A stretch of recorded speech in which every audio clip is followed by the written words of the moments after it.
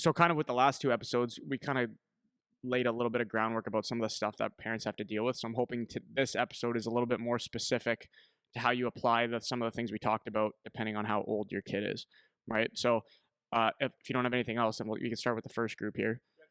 So the first one is basically going to be up until around 8 years old. So whatever you do from the time you start skating, most kids that are on hockey early will be like 4 or maybe even earlier when they start skating. And then up until around 8, our thoughts on what to do in terms of hockey are kind of the same for that span of ages. So from the time you put on skates until you're around 8, this is kind of what we're talking about. So um, before we go into some of the points here, I wanted to tell a little story about a conversation I had on the weekend. So so and this is just to put into context some of the for parents. I'm hoping this is like a story that maybe you can relate to a little bit, because I don't blame this parent for the way that they were coming across in the conversation. Maybe they just don't know any different, whatever. But what happened was I had a complaint from a parent about one of our programs on the weekend. So we run a skills and 3-on-3, and on the weekend it's a house league division. So it's just, and they were little kids. So this group was 6 and 7-year-olds. So Coach Andy's not on the ice for that group. And I think everybody, hopefully everybody would agree that that makes sense based on what we've talked about before.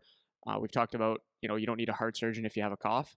And that's kind of the philosophy for this. So we have some of our other instructors out there that are appropriate for that age, and they do half the time, which is a 50-minute session. So they do 25 minutes of drills and then 25 minutes of 3-on-3. So I had a parent send me a bit of a nasty one-liner email that he wanted to talk about the problems with the program. So I called him, and we ended up talking for almost 20 minutes on the phone about the problems that he was seeing.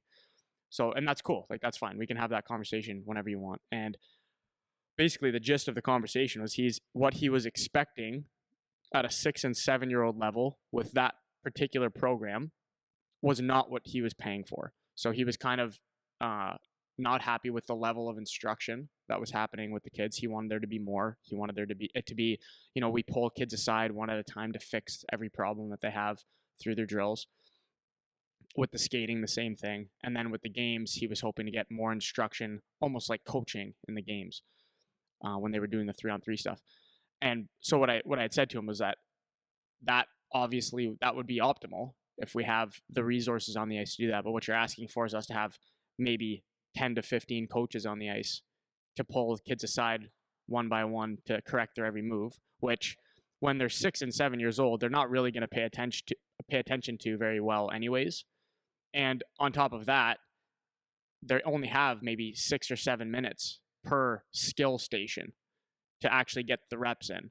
So what I was trying to explain to this guy was that at that age, they can't listen to instruction very well. And this is from experience. Like, this is from doing this. We've run this program for like longer than I've worked here, which has been for 12 years, right?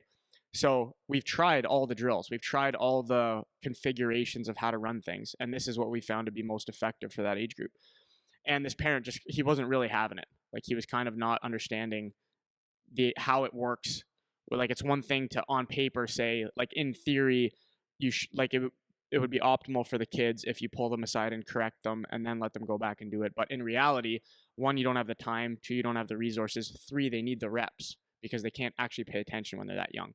So the reason I'm telling this story is because this is just an example of, for this episode, what is age appropriate, So this guy's kid, he was 6 turning 7, or maybe he had turned 7, and he's asking for something that maybe would apply more when he's older, around like 12, 13, 14 or something like that, right? Even 11, 12, when they can pay attention a little bit better, right?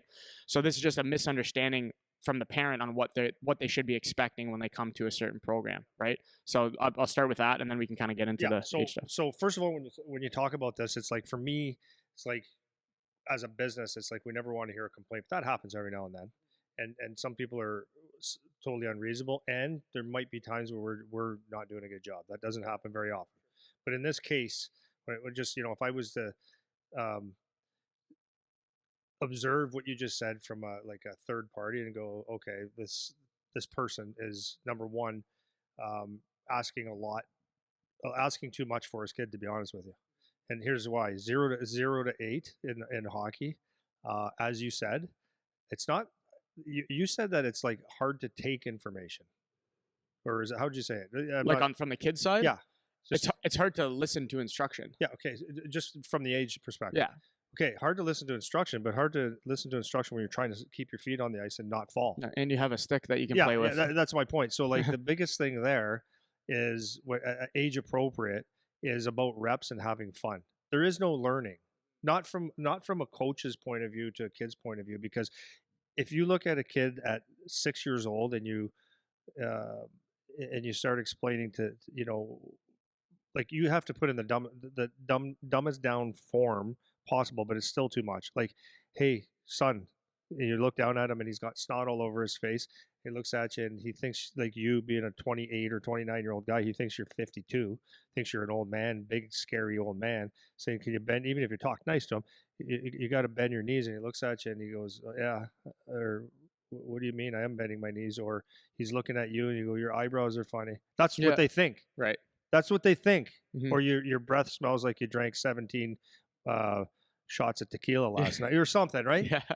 Like that, they're Yeah. not thinking about that, or they want to just tell jokes. They're not processing information to apply into the ice. It's not freaking happening, right? So it's yeah, they're not good at taking instruction, but they're not also not good at applying instruction, right? So I always say that to I do this to actual parents sometimes when they say like when they ask not about the camp, but when they say how much instruction, I said I'll take them through an example. I'll say I'll give them something maybe uncomfortable to do, like let's say a rear elevated um, split squat, okay, and I'll say just pretend well, never mind, pretend you're 3 or 6, you're 40-year-old man.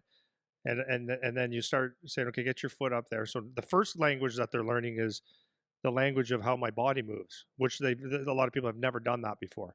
So the first thing is a major concentration goes on just performing the simplest task of getting your foot elevated and balance. So okay, so picture that, and then you start saying, okay, so just squat down, and then as they're squatting, say, well, you got to keep your chest up. You got to keep your chest up and make sure that you're not overextended in your back or your hips. You got to stabilize your knee. You don't want it to go out or in too much. You want to make sure that's stabilized. And then when you go down, to go on a 2 count, because this is exactly the same as telling a kid, keep your head up and Yeah. and process Exactly. stuff, right? And this guy's looking at you. Well, as an adult, he can say, Andy, Eric, I've never done this before. Like, can I just try to get my balance? And then we can say, yeah, no shit, right? No shit, man. And it's the exact same. It is the exact same thing as doing that to a kid and over explaining something that they're trying to do is in reference to that rear foot elevated split squat is find their balance, and that's it. That's what they're doing on the ice. So any instruction is overload. It's not necessary and it's no good. Secondly, if you're doing instruction, so there you got a double-edged sword here, right? When you go to a camp like this, and we don't promise that it's going to be instruction. It's all it is repetitions and touches. And if we were to say anything else, we're lying because you can't teach. You can only show, and they can only do, and they could do it a few times. And the touches and getting on the ice is what's going to make them a little bit better if they're interested at all. The next part is that if you start pulling kids aside in that 30-minute part, if every time someone does something wrong, then the complaint would be, guys, we appreciate you want to teach, but they didn't get a chance to do any drills because not one kid would be doing one thing right. Even though some dads would say, yeah, but my kid's good. Yeah, but they didn't do it properly. Like I promise you. So on one hand, can you spend time teaching them, which you're not able to at that age? It's not possible. All it is reps and touches on the ice. And the other side would be, can you not teach so much and let them just go? So that's that. And then yeah, so that's what I have for that. So from that age, what it needs to be is fun, and that's what that is. And that's why we do it at that age like that is like a short amount of time of drills where they have to kind of follow instruction, and then the last little bit is like go play. Anything more than that is exercise in futility. And just to clarify, it's not that there's zero instruction. The instruction is here's where the line is. These are the patterns that you're going to skate. But in terms of the technical instruction, that's what we're talking about. The technical instruction, that is where it can't happen. And so what this is what we do with this age, because this is what's appropriate. I say to the coaches when I explain how they're going to teach these sessions, I say your goal is keep them organized, number 1, because it is just stimulus overload for kids that are that age, right? So just keep them organized. That's number 1. Make sure they roughly follow the correct pattern that you've shown.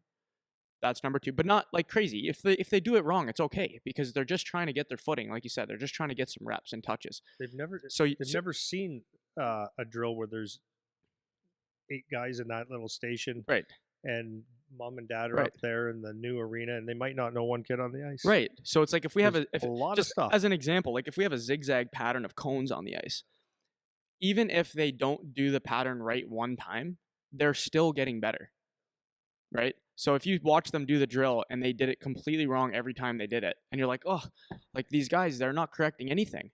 It's like, no, that's not the point. The point is that they're getting their feet on the ice. They're trying to do the pattern, whether they do it wrong or not, because the coaching cue is there. They've been given the instruction.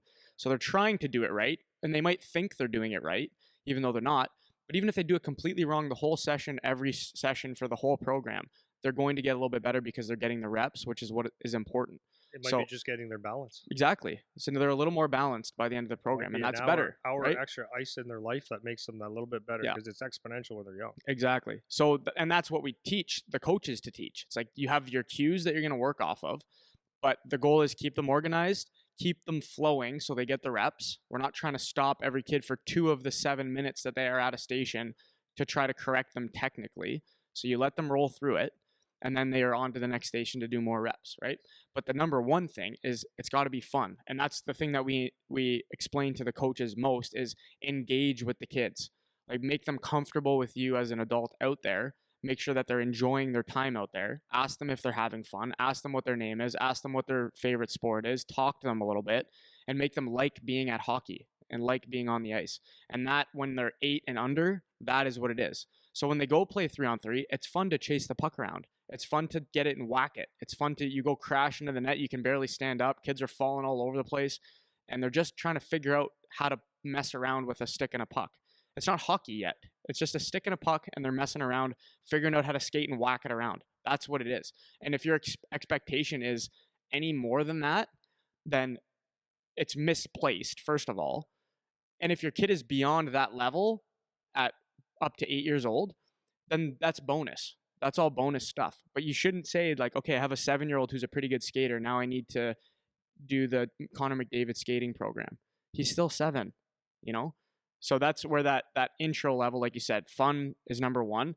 And in terms of what your development focus should be as a parent or what your mindset should be as a parent, it's just get the reps, man.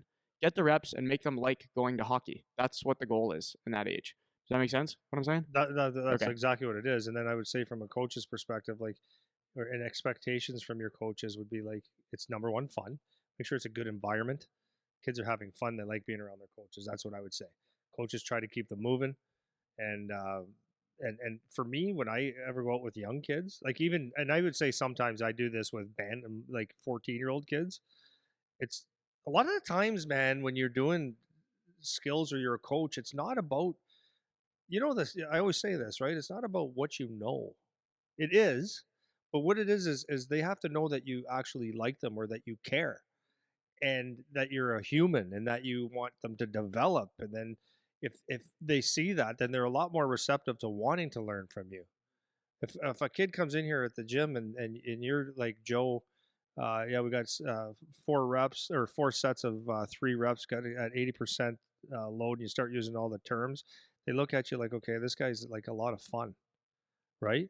So like I'll do, I always joke around with the kids, but it's like with the younger kids especially, I'll go to a bunch of little boys playing there or in line, and I'll go, hey, after the camp today, are you gonna go home and play with your Barbies? And they look at me like, what? I don't have Barbies. And I go, "Yeah, oh, what do you play with then?" And then I'm just joking, and then they kind of laugh, and then they kind of tell jokes, and it's like, oh, okay, he's okay. That old man there, he's okay. Or what is what's up for the weekend? Just get to know them a little bit, right? And so they know that, oh, okay, this is an okay guy. I can have Right. fun with this guy. And what